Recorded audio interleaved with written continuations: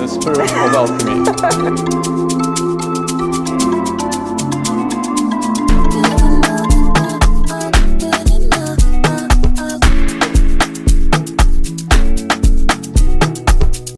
Good morning and welcome to the inaugural podcast of The Spirit of Alchemy. I'm a co-host. My name is Bobby and this is Rehema. And the show is all about, well, as the name suggests, the spirit of alchemy. But what I'm going to do is just share with you what most people's best friends would say if you go and ChatGPT it. The spirit of alchemy is here to convey the transformation, the creativity, and turning the ordinary into something extraordinary, whether in business, personal growth, or even baking. Like how simple ingredients become something magical. Something magical. Often we hear about businesses and we tend to hear about them at a point in time. The reality is that businesses take a long time to come about. What's exciting me about today's guests is the reality is that their business started before them. So already in the year 2025, we're starting to have a conversation about succession. We're having a conversation about a business that has transcended time and has passed on from mother to daughter. Great wisdom, it is said, is passed on through matrilineal lines. So I'm excited to have women in the room with us today, talking about their business, talking about the history of the business, talking about the direction of the business, talking about why their business is relevant in 2025, and also understanding the heart and soul of who makes Conza's biscuits.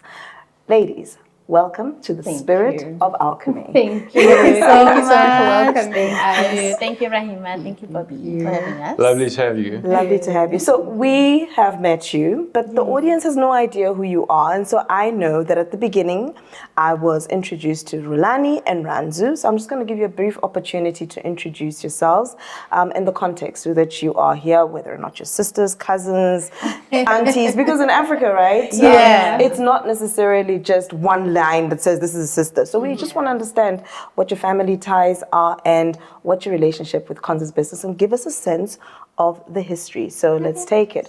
Who is Ru and who is Rand? I like that. Thank you so much once again for the opportunity. So my name is Rhulani Chauke, and Rhulani will introduce herself. So I'm the director at Conza's Biscuits. So my responsibility is to just run the behind the scenes of the business. So basically the corporate structure of the business, from strategy, finance, logistics, supply chain, customer service, the whole works.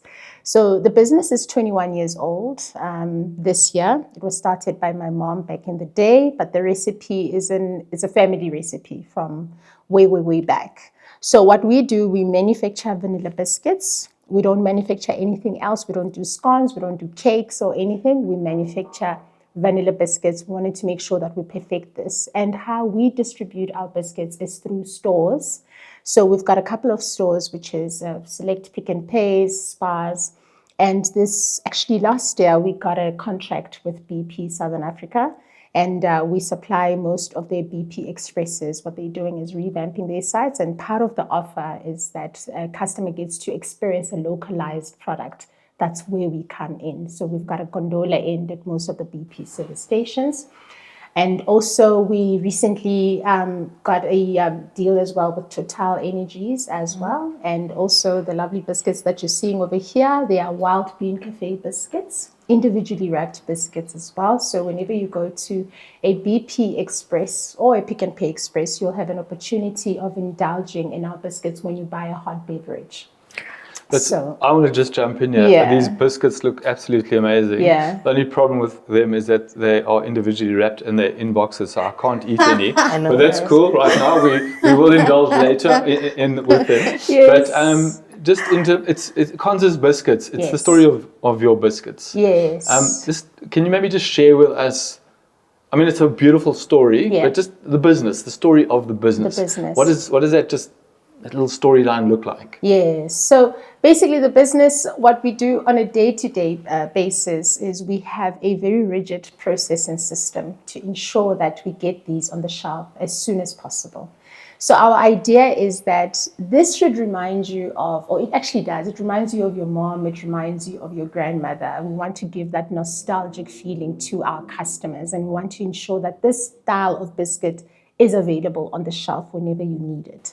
So the purpose of this is whenever you've got a gathering, whenever there's like a wedding, a funeral, or a big gathering, you need to be able to get something sweet that connects people, you know, and that's where we come in.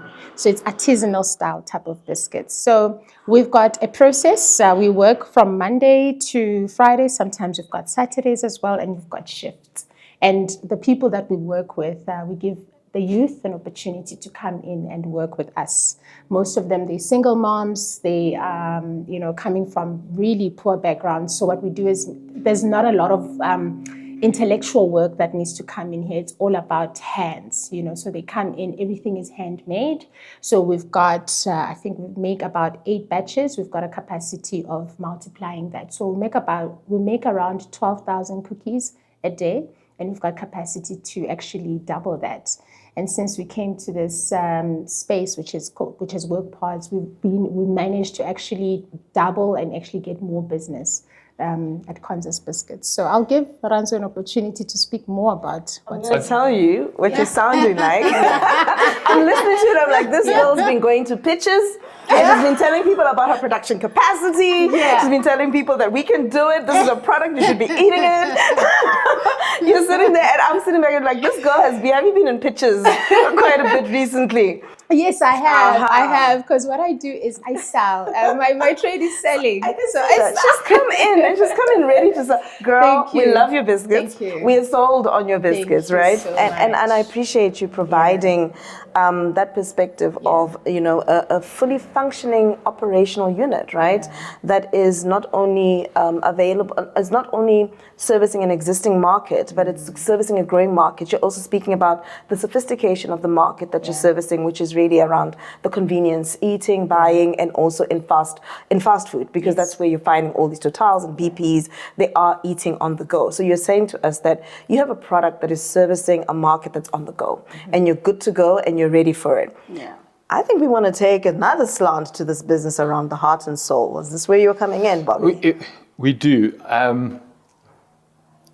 What I love about what I'm hearing is, I agree with you. We're sitting with Rue. You've clearly been in the pitch side of things. And what I'm getting, and this is just without a question of a doubt, you've got an absolutely delicious product. Thank you. It's a family recipe that has enabled a business to start from nothing to grow generationally. Yeah. You have now expanded that into formal premises. Your business expanded. You're employing people. You've got a very happy space.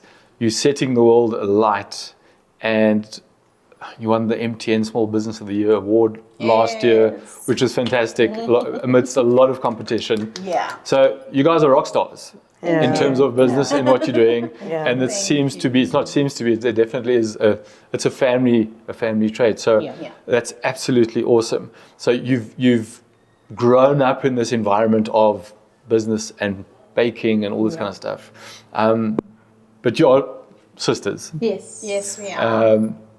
And what has that journey been like? There's been the journey of the business and where you are and the accolades and respect and all that, and that is phenomenal. But how's it been in real life? You two growing up, mom, tell us, what's that experience been like? Who's the older sister? Who's the younger sister? Rehhandzu Chauke is the older sister. So my sister has been my partner for life. I cannot imagine a life without Rhulani. I've always been my sister's protector. I've always been my sister's keeper. So we've been like that since we were growing up. We literally are like twins. Wherever I was, my sister is there. Till today, our schoolmates from back in the day, so I matriculated 20 years ago. But till today, when someone meets up with us at a mall, they know behind me Rhulani is coming. Oh, wow. Literally, we've had that moment at Melville this one time. This lady, I don't even know her, but I don't know what it is with us. People recognize us even after years and years of seeing us. They're like, I know Rhulani is somewhere. Where is she?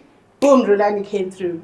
So we've been sisters for life. I cannot imagine life without my sister, and we've been that unit that's connected. I love my sister, and I appreciate the fact that I have an opportunity to work with her. What's your It's age been, difference? 2 years. Okay. It's 2 years. And it's been an amazing journey. I cannot think of running Conza's Biscuits without my sister or with anyone else. We have that synergy. The love that we have for what we do, and the fact that we want to see our mother's legacy grow while she's still alive keeps us going. So my mom's resilience, my mom's love, and my mom's hardworking skills were instilled at a very early age into us, both of us. So I took my mom's hardworking skills. My sister took my mom's mind-blowing mind. My mom is a very intelligent woman. She's smart. That lady is smart. We'll have a hiccup in the business. As soon as we call mom, she'll come with a solution. That's my mom. And right now, mom's residing in Limpopo. So every day we have these ritual calls. We update her about the business because obviously she's not here. But because we're running the forward with the business, every day we keep her up to date about what's going on, new developments and all of that. Brilliant. So mom is always there giving us advice. She'll never stop. But at the end of the day, we all die, but to my mom, we're still those babies. She can't stop. No, but that's awesome. Yeah. But let's bring your mom in here because you brought a photo of her, and she can't be here in person. Mama. So there's mom, Yes, there's mommy. who's started an amazing business, and you guys are taking on with a legacy. Do you want to let's put this here behind the Okay. 702 awards, Yes. so she can be with us and just make sure You know what that, I mean? make sure that you guys tell us all the stuff that is right. Yes.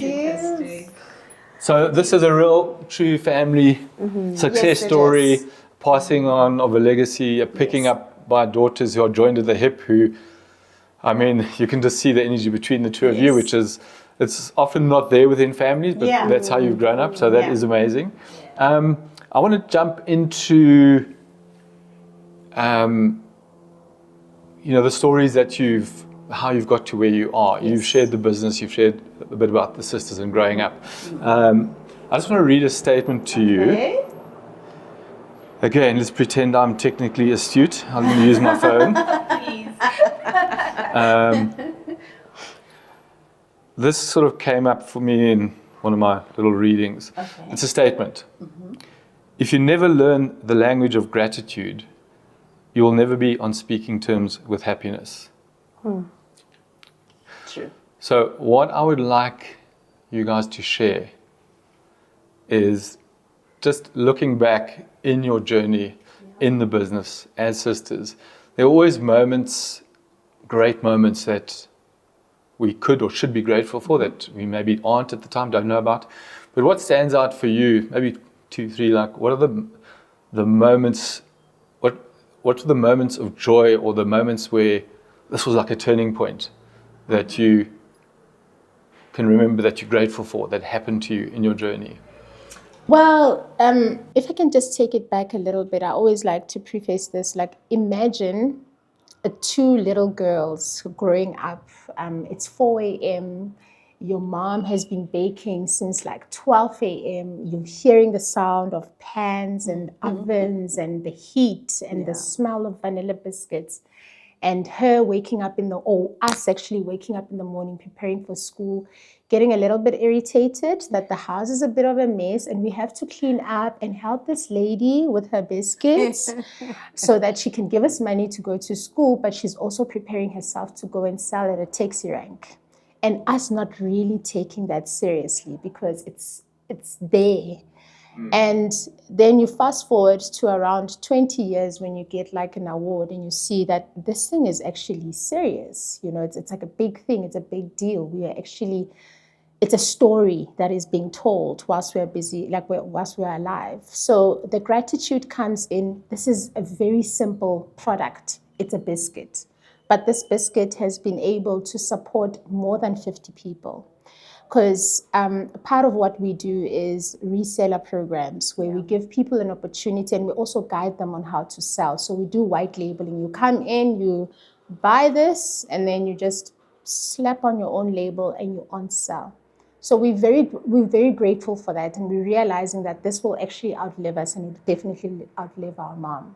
I'm grateful for the fact that my mom never gave up, because she actually never had a choice anyway, because she had to feed us. She had an immediate need of these 2 kids wanting to eat at night or wanting to be warm in winter, and the only thing that she had was this. And by the way, my mom also had other businesses in the past, so we grew up around that environment. So I'm very grateful that my mom did not give up, and we also did not give up on her as well. And at some point, it started clicking when we were older that, oh, that's why she had to do this, or that's why she had to perfect the recipe. So for me, I think I'm grateful for that fact. As cliche as it sounds, whenever you see somebody else get help through you, that's when it actually makes sense. That's where the gratitude comes in. When someone says, oh my goodness, I was in the dark and these biscuits helped me come out, you know. And bulk of our resellers as well are women. Yeah. For some reason, you know. And then we've got to understand, once you give a woman an opportunity to be economically independent, it changes everybody's lives, from the child to a grandmother to the uncle to somebody in the community. When a woman is empowered, nothing wrong with the man, but like when a woman is empowered, a lot of aspects in society change. So for me, that's the gratitude. I'm glad that I went to school so that I can come back and be able to assist my family. I don't know about you, sis. What comes out for you in terms of gratitude? In terms of gratitude, I'm grateful that my mom, who hated baking, she hated it, funny enough. I'm grateful that she explored this. And then today it's feeding us and a whole lot of other people. Yeah. I'm grateful for my mom's stubbornness. I'm grateful for my mom's resilience. That woman, she's stubborn. My mom is stubborn. Like, and she's stubborn for the right reasons. Like, she'll tell you, you know what, I don't understand why you're selling these biscuits for 100 rand. Yeah. Give the people the biscuits. That's my mom. Give the people the biscuits. Yes. And through that, so I come from a retail background. So I've always been profit driven. That is we can't. We work very hard. We work for long hours, we stand for long hours. There's a lot of labor that goes into making the cookies.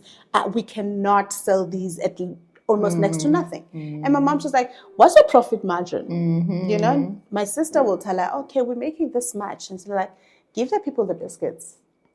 They'll come back. Give the people the biscuits and they'll come back. Yeah. And true to that, they've been coming back. Throughout the years, when mom was selling at Bara Taxi Rank, till today, that customer from way back in 2004 is still our customer till today, because of my mom's guidance and my mom's stubbornness. So I'm grateful for that. I'm grateful for the fact that today I don't have to answer to anyone but myself. Yes. Because that's the whole goal. I think people, I think when people are into business, the whole point is to run their own thing, be an entrepreneur and not have to have a nagging boss behind you, you know. So being your own boss is the ultimate goal. So I'm grateful today that I'm doing that, and I'm doing that with my lovely sister. That's amazing. I think, you know, it's incredible. The gratitude all comes back to a biscuit. Yeah.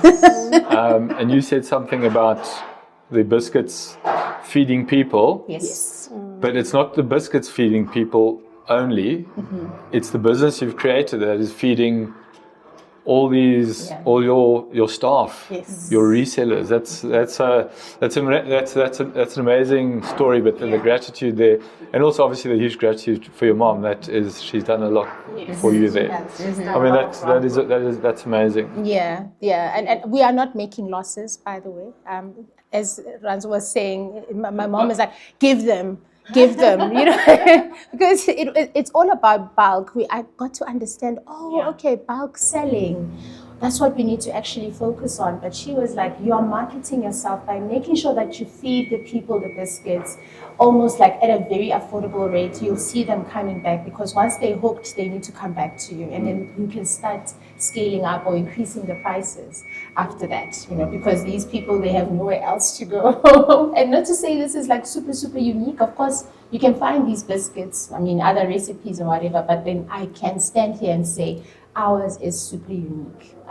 Yes, we use flour. Yes, we use all sorts of ingredients that you can find on the shelf. But this is actually it's very spiritual, right?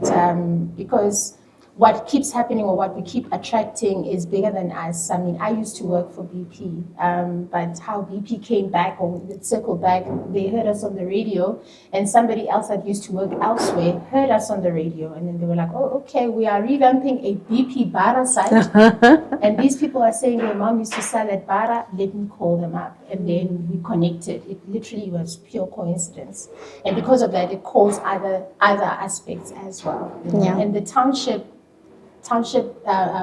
customers also love this, because we also had kiosks as well.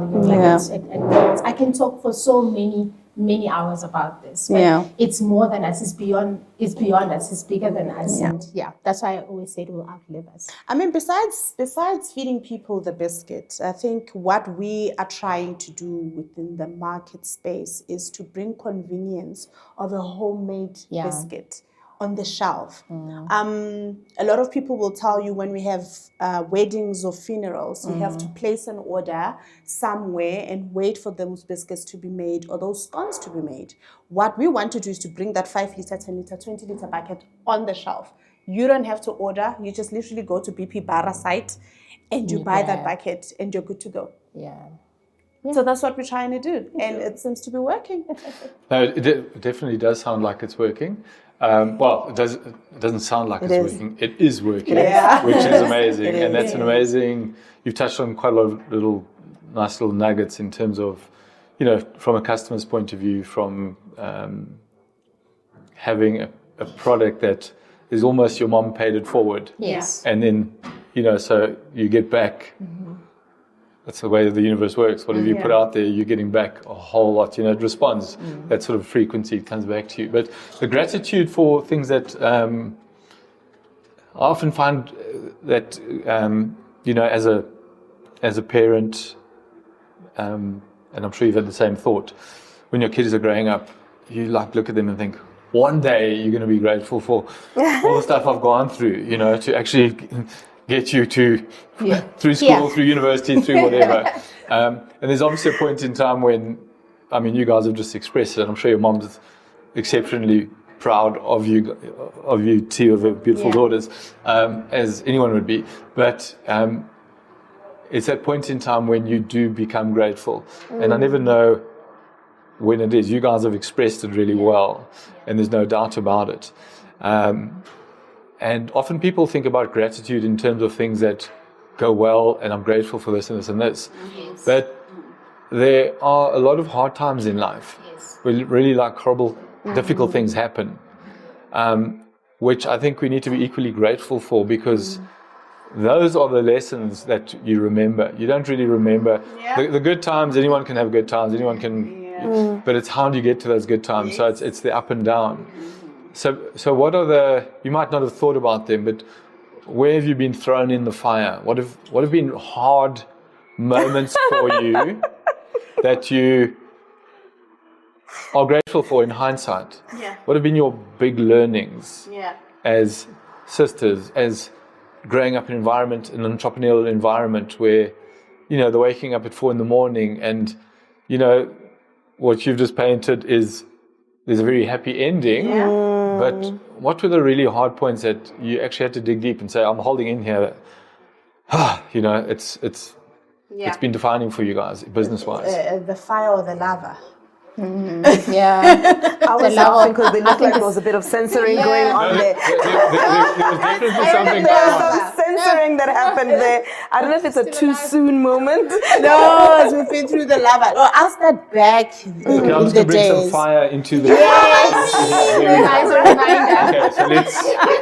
I'll just start way back. Rhulani will elaborate more with what's happening currently in the business. But one of the things that I remember it was a very difficult time when we were starting informally with mom. So because mom used to sell at BP Bara, mom would wake up every day and go and prepare to go sell. The issue was being chased out of the streets because of the municipality, the traffic cops. They did not want hawkers, but we did not have any other space to sell. Bylaws? Bylaws. You know what I mean? Yeah. So there was always that. And what hurt the most was my mom has been baking since 12 a.m. until 6 a.m. And half of that stock has been taken away. We have to come back with almost nothing. We have to start again. We've been doing that for quite some time until my sister and I were like, you know what? No, mom has been doing this for too long. Let's just take over. You know, so one of those things, that memory for me I can never erase that in my mind. We used to have a trailer, and we'd make sure that I'm ready whenever there was always a signal that, hey, I'm a police. And I knew that I needed to go jump in the car, hook the trailer, and put everything back inside so that we can run away. So those things kind of prepared you in terms of, what do we need to do to be able to sell? We did not know those things. But that was preparing you to understand later on what compliance means in the food business. So one of the fires that we had to go through was that for me. And that's just part of it. And there's a whole lot. Rhulani will elaborate. There's a whole lot. But for me, going back, it was that.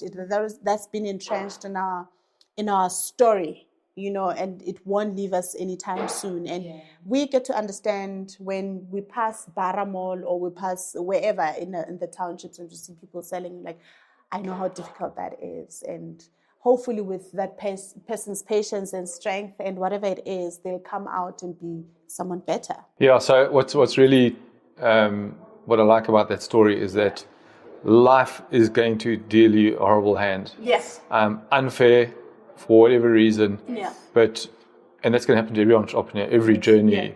But it's how you take that on board. You can sit and just cry and weep that the Metro have come and confiscated your product. Alternatively, you can say, okay, I've got to be smarter than them. I've got to work hard. I've got to dodge. And how do I become compliant? So you always, you know, where there's the obstacle, there's a way around it. Always. And I think that's really important that everybody, you know, that's an understanding of challenges. That's why they get thrown to us. But that's really awesome. But your side? Of course, there's plenty. And I say, I mean, I like the fact that this is actually authentic and we're talking about alchemy because ultimately that's what it's all about, being an entrepreneur. And also, I think there's a number of terms for us. Apparently, entrepreneurs, they've got ADHD, schizophrenia, you know, a bit of insanity, craziness. And when you look at it, it's like, oh, actually, you know what I mean? Let me accept my multiple personalities. But for us, there was one point as well when we were starting to be formal. We were working with one other factory. Unfortunately, things did not work out for us. We were manufacturing our product and we increased prices immediately for stores. And then our product as well, it was not being produced properly because there were just chemical fumes over there. And then customers, which is not actually the stores, but the actual consumer. Could see that could taste that there's a difference. So our recipe got compromised. And then we got kicked out of those stores as well. And the man actually said, I'm going to teach you a lesson. So you're never coming back here. Who is the man? The man is one a of store the owner. one of the store owner, right? And he kicked us out. And for a good 3 or 4 months, we had nothing. We lost because we had to recall the products. We had to scramble, we had to borrow money, and then we had to come back better. What that taught us was that, your compliance needs to be on par. When you increase prices, you don't just slap prices and just increase prices and think it's going to be okay. And you're not entitled to help as well. People are not going to feel sorry for you. That lesson was so brilliant. And it will sound Were you thinking it's brilliant in the middle of the lesson? No. At the time, we were crying. At the time. And you know, my point is, for me, I feel like it's going to sound so funny. You need to go through the hard times. You have to go through the hard times. Easier way? No. You know why? No. Do you have to? I mean, it's really? Very controversial. I know it's very controversial because the saying, diamonds are made, through pressure as well. You need to know how to start from scratch. So if you take me and you put me in Mogadishu or you put me in the States, I need to be able to restart. So we know how to restart whenever we don't have anything. So when you're bankrupt, you need to know how to start. And sometimes you don't need money. You need this, you need that, and you need a voice. If your story makes sense, then you can get people to come in and invest in you. And that's literally what has happened to us. You need that. You cannot have like a ready-made type of situation where you come in and then everything just goes in a straight line like this. No, you go through the fires. You get forged. You have as to. diamonds. You know, they Right. get polished. Yeah. But so this is another thing. So the one of the obstacles or hardships you experienced was external to you, the business. It was metro, it was bylaws, it was something like that. And that's always going to happen in everybody's life. There's something going on out there that's just kind of, there's going to be a wave that just comes and dumps on you. But your issue was, this was internal to the business. This was something within your control that you messed up or allowed to be messed up. And you were knocked out into touch. And you didn't go running away. You said, okay, let's fix what we did wrong. And that happens so much as well, where people try and then fail, but then they don't know how to stand up again. And I like what you just said about you know, going to Mogadishu or anywhere in the States and starting. But just remember, when you get knocked down and you stand up again, each time you stand up, you're not starting anew. You're starting with experience of what did work, what didn't work. So you're becoming stronger and stronger and stronger. And that's really, I mean, in what I love about entrepreneurs' journeys, and if you read any books about entrepreneurs, the biggest learnings are from their failures. It's not from their successes. But also, it's like respected that you've been there, you got the T-shirt. And there's a whole different debate we can have around in this country. This country, banks, they view any failure as a disaster. I want the people that have failed, been there, done that, because they know how to do stuff a whole lot better. And I mean, thanks for sharing that, because that's just being, that's like, hey, we messed up. Life messed us up, we came back. We messed ourselves up, we came back. And I mean, those are learnings that need to be, you know, one has to be grateful for as well, because in hindsight, they've made you who you are. I'm going to add as well, because it makes you humble. What does that mean? What does that look like? I think for me, you get, for example, you get an award. And then you start riding the wave. Oh, I'm great, I'm good at this. You know, you start relaxing a little bit, or you overhype yourself. We are learning a lot about being humble. And not to take away from obviously the successes of our business, but humility makes us have a, I'm looking for a word, but you remain grounded. Always remember that you will have a peak, but then you'll also have a slump. So the humility comes in. Let's always make sure we never forget the purpose. Make sure that your systems and your processes are always right, and always prepare for when you have a slump. Because it's very easy to forget that you will at some point, and it will come in different shapes or forms, personally, spiritually, wherever. You might lose money, relationships, you know. And we've lost a lot of money. We've lost a lot of it. And you say that like it was par for the course. What do you mean? Why did you lose money? Money. What do you mean? My retirement fund. For example, what she's talking about the issue with the factory that we were at, like it literally, that mess up of 2 months. It was 2 months. Just 2 months. It took us 2 years to recover. It literally took us 2 years to recover. We had to beg. We had to just chill at home and be like, okay, we need to start afresh. Let's plan.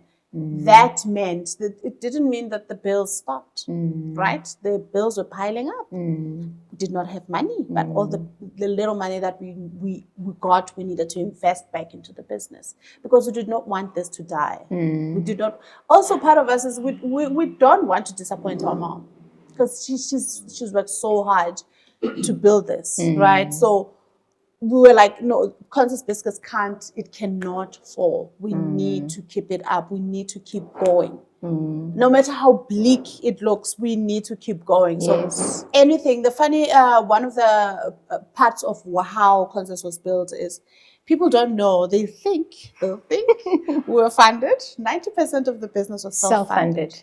That's where the retirement fund also comes from. My retirement fund. Because I think I worked for a good 9 years. And all the time, I mean, even before I quit my job, I would always like give back into the family, give back. All the time. So when I left, I had told myself that I'm just going to help out for 3 months and then I'll go back into the, into the corporate field. And it's been 6 years. So we were working at the malls, we were selling at the kiosks, and we didn't realize that there's a rental amount and there's also the exhibition amount as well. So we would find ourselves having to pay like $8,000 a week. Yes, we'd make the money, but then that was not sustainable. Yeah. That was not the only part where we lost money. With the recall, we lost money. Yeah. Also, another one that we don't talk about that often, working with people, employees as well. Because you only understand when you experience the person that this is actually not a good fit. We've had issues with employees, even ourselves. We've had issues where we, there's month end, you need to make payments, or people don't pitch up, or people sabotage your product as well. What does that mean? Product sabotage, burn cookies. Burn cookies, or you don't measure the weight of the cookies, and by law you need to measure the grammage of the cookies. Just not following people absconding, people stealing, Ignorance or deliberate? Both. We've had that. Both. We've had sabotages from relationships as well. We don't talk about that. What does that look like? What do you mean? So there's this thing that happens, and I'm not so sure if it's across the board, but when you are a independent or almost like a businesswoman that is Black, and you also have this relationship that you have to maintain, because there's always a hierarchy. And I don't know if it's because of the way we grew up, but there's that oppression of the woman. And if you are economically independent, there's that issue. There's always a friction. Tension, right? And maybe your man at the time does not know how to handle that. Or maybe you are making a mistake and he thinks, oh, okay, you are buying yourself, you're paying your own rent, so you don't need me. That requires a whole episode. It's a whole That does. It's a whole era.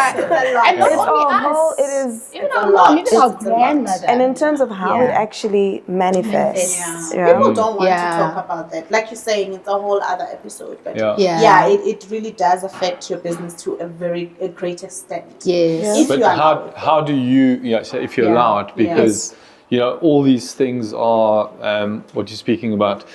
There's, we all grow up with conditioning, ancestral, parental, friends, Societal. family, society, all that type of stuff. And then we are a frame of reference in terms of what life should be like is conditioned into us. Yes. So now you just spoke about, you ought to be oppressed and all this kind of stuff. But now you're rocking that boat. You're changing that narrative. Yes. Yeah. And now the issue comes in where it's all around this ego of, who's right, you have to be wrong for me to be right, vice versa. But you just said, like, how do you take on that story? How have you risen above those challenges where you're still feeling good and empowered and, hey, I've got this. with us, I think this is easier for me and Rhulani because we've always had matriarchs in the family. My grandmother used to run a business. She was at the forefront, even though my grandfather was there. But my grandmother used to run things around the house. She used to have a spaza at some point. She'd sell clothes, anything. But Gran was the one who started that. And then Mom came along. The point of reference that we have, me and Rhulani, the most successful woman that we've seen in our lives is our mom. That's amazing. So for us, it's very easy to also now be able to drive something that we put our hands on. So I don't know if it's a good or a bad thing. When you have a partner, you come across as a very powerful and independent person, and some men can't handle that, unfortunately. And I'm not going to sit here and bash men. I'm like, hey, men can't handle. It just depends on what kind of men you have in your life. There are men who can drive a woman to greater heights. Like, hey, man, I'm going to support you. There's this saying that says, behind every successful man is a woman, right? Yeah. But I would like to believe that also with successful women, there are men that do support their woman. And you did mention about conditioning. I think the society also conditions how we should think. A man, if he's supporting a woman, okay, he's weak, this one, why is he letting this woman be? But they don't know that, when you let her win, we all win. Yeah. You know what I mean? So with us, we've always had a stand front of a woman in front of us who's running the whole thing. So for us, it was easy. It's easy to tackle life like that. I'm not saying it's So always you've easy. stepped into a role model's shoes, Yes. and you've lived like that. So you kind of almost a sense, part of your conditioning is you know how to deal with this. Yes. So your challenge is 100%. going to be to find the soulmate. Yes. I mean, if you do or don't have it, that support. Yeah. It needs to be support for you as a human being, setting the world alight, without the. Are you earning more money than me? Yes. Do I feel inadequate? Or whatever it might be. Yes. But that is a whole separate. It's a whole That is a whole. podcast. That is a whole separate Yes. conversation. What I'm Yes. liking about it, though, is the ability to say that our conversations are nuanced, right? It's not linear. Yeah. And we need to bring these in to the conversations we're having. It's your lived reality. Yeah. So this is not a framing of society's response to a situation saying, in my world, this has had an impact. Sabotage has been professional. It's been personal. Personal relationships have come into play. I think as I'm listening to you, I'm also reflecting on some of the data points that even 20 years ago were resonating around women and entrepreneurship. So I am going to slant towards that because a lot of my studies, a lot of my work history has been about what is the nuances of women in entrepreneurship. And I think that I'm sitting here and I'm very excited. I'm excited because 20 years ago, and I haven't interacted with the data much in the most recent years, we were talking about majority of women in entrepreneurship, given that title. And what you beautifully said is that it's existed before we popularized the language, right? And so women in entrepreneurship, we were classified, particularly in Africa, as needs-based. And so basically servicing this requirement to support the family, to provide the family. And so you're giving us a narrative around that needs-based being around putting food on the table. Beautifully brought into the conversation the reality of the complexities of working where there are laws that govern how this happens and how it compromises particularly those who are depending on those platforms and spaces. And I always say that entrepreneurship for a lot of people it can never just be about you because there's so much about the ecosystem that needs to come in. So you're playing a dual role of providing, and you said it beautifully, simple product, vanilla biscuits. That's it. That's it, right? But even in providing that with clarity, that simple, singular product, understanding there's an ecosystem that makes it work. And I think we have that dual responsibility of always being, I'm providing a biscuit, but I need to educate the ecosystem. There's always an education and awareness. And so beyond your needs-based entrepreneur, you then come into your lifestyle, which I'm hearing from you. You made me smile. I tell you why. I tell you why you made me smile. My daughter, when we started the food business, we were drying spinach in the kitchen. And my daughter was, I wake up to spinach, I go to bed to spinach. Exactly the same story. Yeah. Exactly the same story. I'd rather wake up to biscuits though than dried spinach. No. Literally. And so I know we can resonate. we can with that resonate, story. right? And so when you ground it in the words of gratitude, I think it's incredibly powerful because we do have pervasive narratives about entrepreneurship and the end point. We don't go into the families. I know that we were able to get here because of the families. And that there is a family sacrifice. There is a family contribution to where you're going, whether it's your mother, your father, your husband, your wife, your children. You are able to do it because the family is allowing you to bring that into your space. Whereas in corporate, you kind of like go away and then come back. But when you're an entrepreneur, your family bears the brunt of your wishes, your desires, your dreams, your vision. And speaking about the tenacity of your mother, her ability, I think my kids think I'm extremely stubborn. That works. Trust us. It At the works. end, they'll know. Just a little bit of patience. So I think There's so many. Sorry. Go for it. Thank you. I think with us, the weird part, if I'm allowed to say, we did not have external family support. I think that's why we are so close. So it's literally the three of us. It's been the three of us. Mom, Rhulani and Rirhandzu, and then yes, I've got nieces and nephew and everything. But cousins, uncles, even grandparents. Nope, we did not have that. It even contributed to our living situations. I think we've moved more than 20 times. Yeah. We've been displaced. What does that mean? What do you Meaning, mean? my mom did not have a house growing up, so we were renting. So we knew, okay, she would tell us maybe after a year, now we're going to move to this place. Now we're going to move to this place. Now we're going to move to that place. At the time, it was very painful. I can imagine. We cannot keep friends. We cannot keep an address, Mama. But then we could see, obviously, her struggles. And all she had, obviously, was like informal business. She did not have even a formal education because she was not allowed, because she was the only female amongst 4 siblings. So she was the only, she was the only female, and her allies, unfortunately, my 2 uncles passed away when we were very young, and she was also young. So she was just displaced. I mean, it's something that was happening in the family, and I just have to talk about that.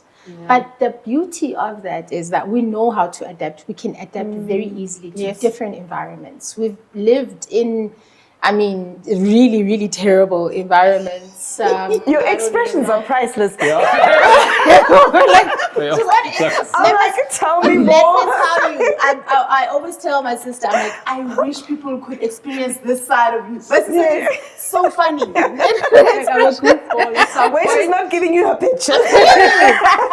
She's so funny. I want to jump in here. We are running out of time. Are we? Unfortunately, no. We will carry on, and I want to. Just like a lot of respect to you guys in terms of your mom and you guys and what you've been through, and I think there's a lot more to unpack in terms of your journey, and a lot more that people would like to hear from you. So, this is going to be published. And we do hope a lot of people leave comments that we can then engage with and interact with. But sort of before wrapping up, you've shared the story of where you've come from and your background and all that kind of stuff. But entrepreneurs, part of being an alchemist, it's, we are all the storytellers of our own lives. Yes. We create the story that we want to live in. Maybe as a parting, not shot, but I'd like you guys to share, what is the story of Conza's Biscuits going forward? You've taken a story that's evolved, you've been part of it, you've been an integral part, you've been living in the story, but now it's for you guys. You're looking to the future, you're looking to take Conza's Biscuits to where, what is that story for Conza's Biscuits, that business look like, that you want to live in? And share with us the reality you want to be creating going forward. Yeah, I'll start. She's a great finisher. Conza's Biscuits, we literally want to be, so it's Conza's Biscuits in Soweto because that's where it started. But we want to be Conza's Biscuits in South Africa, Conza's Biscuits in Mogadishu, like she said, Conza's Biscuits in India. We want to penetrate the world with our beautiful biscuits. You can go to Switzerland and be like, but I've had a shortbread. It's also nice, but our story is of resilience and where we come from. Not a lot of young Black girls that come from Soweto are given a chance to make it out there. We want to be those girls, and we want to penetrate the world literally. Yes. Yeah, we want to bring that convenience from the shelf to the world. Yes. Literally. Yes. That's what we want with Conza's Biscuits. Yeah, I always make an example about like Coca-Cola, if I can mention them. Yeah. Coca-Cola, that black liquid runs the world. You find it everywhere. So we want to be global. That's basically our objective. Whether we'll live to see that, I'm not so sure, but maybe we'll see it spiritually. And another thing is to ensure that through a biscuit, you can change a life. Yeah. We want other people as well, not only corporates. Yes, it's nice for clout and everything like that, but the reality of a township, we need people to see that. And the only thing that people need is access to information and access to somebody that has done it, and they can be able to literally pay it forward. Just hold somebody by the hand, and then they can do that. Because sometimes you can spend 2 years not finding a job, but at least you can sell cookies. And the nice thing about cookies is you can eat them today, you're going to eat them again tomorrow. Yeah, it's So, beautiful. yeah. I think what you shared with us is absolutely inspirational. And I think for the youth, it's something. Yeah. Wow. And we need to get you guys to speak to and share your story, and Yes. hopefully that's what the object Yes. of this podcast is, to Yes. share your story. I had an experience the other day. I was just checking out at the at Woolies, and they always said, "Do you want a bag or not?" And I didn't have bags, so I said I'd like one. And this teller or cashier, she was really great, drinking up stuff, and then she had the bag, and then she took all the stuff and she really packed it very nice. well. She just took all the stuff out, and I said to her, "That's amazing. You are an expert bag packer. You just got that." And she said, "If you get your foundations right, you can do anything on them." There we go. And I said to her, "That's amazing." I said, "You should be in building." She said, "My father was a builder, and I used to work with him on weekends, and we would help with the mixing of the concrete and doing and it was amazing engagement I had with her. But that's not the point of the story. Is what comes out of that is the foundation. You get the foundation right, you can set the world alight. And what I've heard from you guys, you've got the most amazing story of your foundation, of how it's been set and how it's cracked and how it's been fixed up, and you're already beyond the floor level now. You're going into skyscraper mode, and that's a fantastic story. So, guys, I just thank you so much for being with us. It's been absolutely awesome. It's been insightful, even for me. I mean, grey hair and all. I've learned so much from you. I'm excited now about so many more things. I but think. maybe handing over to you, Rehema. Thank you. I think listening in, one can only say your story hasn't even started. It is so powerful, and the things that resonate for me is you starting off with the fact that we've got delicious vanilla biscuits. And I think that as an entrepreneur, starting off with the fact that you got a product. I do like the fact that you bring in the fact of where you're from. It started from needs, and it goes back to that. And what you provide is a sense of hope and aspiration. Yeah. Because what you're saying is that I have a biscuit, I make it very well. It started off in the township. It's a global appeal. Yes. And that is something that allows people to sit back and say, what do I have here and now? And a key thing that you've been repeating today is the ability to start and start again, and to keep starting. And the different start stops and the different 20 moves, I give your mother so much praise for keeping you together. Like, It's a lot. It can come with trauma. So you can either stay in the narrative of trauma or build a narrative of possibility. So the entrepreneurial journey, they say, starts with the need, and then it goes on to the lifestyle, and then it moves on to the scale. And it's beautiful to see a narrative that has transcended and has passed it on, the work ethos from your mom, the dream and possibility of the talent and skill that's in the hands, the gift of food. thank you. What a grace and pleasure. That's stunning. Okay, so just in finishing, we've got you did bring up the ups and downs of life. It's seasons that we all follow. Yes. Trees all lose their leaves Yes. in winter, and they come back. Yes. The tide goes out, tide Yeah. comes back in. Yes. So what we've got, if you look behind you, is a tree, which is our tree of life, and it's going to be. And again, my little friend ChatGPT, I want to read to you what our tree is all about. If I can get my little phone to work here. Like, what were you doing Okay. 5 years ago without ChatGPT? I was making this stuff up. It's now on ChatGPT. Yes. Okay, so the tree of life is a sacred map of interconnectedness. Its roots plunge deep into the soil of your ancestors, while its branches stretch into the heavens, connecting you to spirit. It speaks of wholeness, vitality, and the cycles of renewal. And I think that's beautiful. And it's kind of what we've heard from you. Yes. We've heard from the roots to reaching up into the heavens. But our tree of life, because this is our inaugural podcast, we're inviting each of our guests to dip their thumb into some ink and create leaves for our tree. So we're going to do that now quickly. And you guys, I'm just so happy that We're the first ones. you're going to be the first ones, and you're going to be the first leaves on our tree. That is so cool. I always say that about mom. I told her that you're the tree and then you need to branch out. And you're going to be a different branches. Oh my When your mom comes back, we're going to she needs She's to going to come have to and put a fingerprint. put a, she's going to put a thumb Put a there. leaf. Thank you. Oh, thank you. This is so cool. Okay, so Gonna get me emotional. who's going to dip their?